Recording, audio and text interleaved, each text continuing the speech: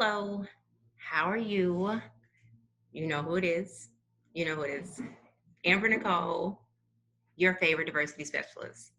So, I have received several text messages and calls from my non Black and white friends that are just acknowledging kind of what's going on, but also maybe questioning about what to say. And I don't know what to say. I want to be able to, show support, that kind of thing. Um, and I've received lots of questions from colleagues, friends, external, internal, like people that I know that are asking, what is the wording? What's the messaging? What should I say to my Black friends? This is what a lot of my white and non Black friends and colleagues are asking. So I'm even though Black people are not a monolith, we do not all think the same. We do not all have the same political choices. We do not all have the same ideas. Um, there is, right now, though, a common underlying current of connection and connectivity because we're fighting for the same thing. Because whether we think alike or not, we are still oppressed in similar manners, right? So, just a couple of quick tips as far as maybe what to say when you're wanting to be an ally and or show support. All right, let's get to it, shall we? First, acknowledge the pain. So when it comes to this situation, it's tough, and it's not as if we have been here before to be able to share with you, all the emotions that are being felt. I genuinely appreciate all of the love, if you will, that I've received from my white and non Black friends. And a lot of it is saying, I acknowledge, or I, know that I may not understand. I don't have the right words. And that's fine because I don't need, or we don't need scripted things. What comes from the heart reaches the heart, you know? So it's not as if you have to have just the right words to say. It is simply acknowledging that someone else is hurt. And it may not be that you agree with everything that's going on, right, politically, or which side you stand, or how you feel about Black Lives Matter, or Blue Lives Matter, or All Lives Matter. That's not the point. It is about acknowledging someone else's pain. That's it. It's just as simple as that. Um, and it is appreciated because it is humanizing.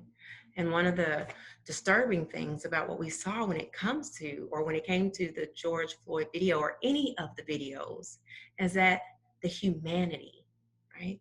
That maybe Blacks aren't often given the humanity they deserve. So acknowledging my pain means a lot to me. And, excuse me, also state the offense. I've received a lot of text messages, emails, calls, and those calls say, I'm sorry. Well, are you apologizing that I'm Black or that you're white, or what exactly are you apologizing for, right? So state the offense. Is it you're apologize, or you are acknowledging that you are against acts of racism, acts of hate, you are against bigotry, you are against discrimination. So state whatever it is that you're saying, I am standing with you in this moment because of this. That is most certainly welcomed when it comes to acknowledging someone else's pain and then stating why that pain is being acknowledged. It's like saying, not only do you hear me, but you understand, you're standing with me. And then lastly, ask what support looks like, right? Saying, I want to support you, or I've received questions like, Amber, how do I support my Black employees? How do I support my Black friends? Again, we're not a monolith. So ask them, how may I support you? What does that look like for you? What can I do for you? For your coworkers, that may be as simple as, listen, I don't think I'm going to make that deadline because there's just a lot going on in my mind and in my heart. If we could just that, they may just be asking for a little grace. And maybe it's just extending a little grace, right? Um, I was joking with a friend earlier, my best friend, Aisha, also a Black woman. And recently she got a gift from a friend of the Golden Girls. It was something, and she loves Golden Girls, right? But one of her white friends that she's known since high school didn't say, anything about what was going on in the climate, but sent her this gift that was Golden Girls related. And she loved it. And she knows why it was sent to her, but it was the thought. And so I called her today and I was like, listen, I got flowers for being Black. And I was joking, right? Because I did receive a bouquet of flowers.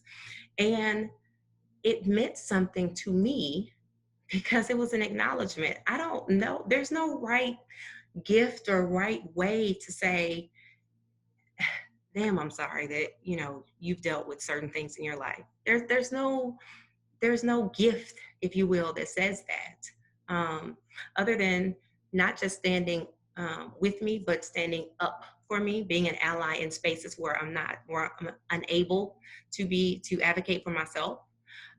But most certainly, those flowers put a serious smile on my face because it said, listen, I don't even know what I'm supposed to do. I just know I care about you and something, I want to do something.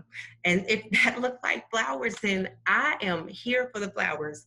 My husband will have to help me keep them alive, but I am here for the flowers. So that's all that I really have to say. Again, what comes from the heart reaches the heart. Be genuine. Um, State the offense. Let them know you support them.